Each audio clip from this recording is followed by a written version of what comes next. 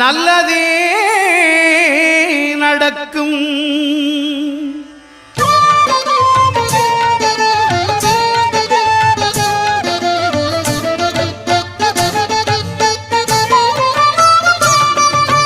ஒன்பது கோளும் ஒன்றாய் காண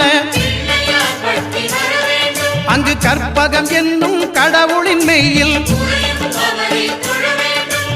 ஒன்பது கோளும் ஒன்றாய் காண அங்கு கற்பகம் என்னும் கடவுளின் மெய்யில் சூரியன் முதலாய் 9 கிரகமும் பலவித குணங்களை கொண்டிருக்கும். எங்கள் கற்பக தருவில் அவை வரும்போது ஒன்றாய் சேர்ந்து பலனளிக்கும்.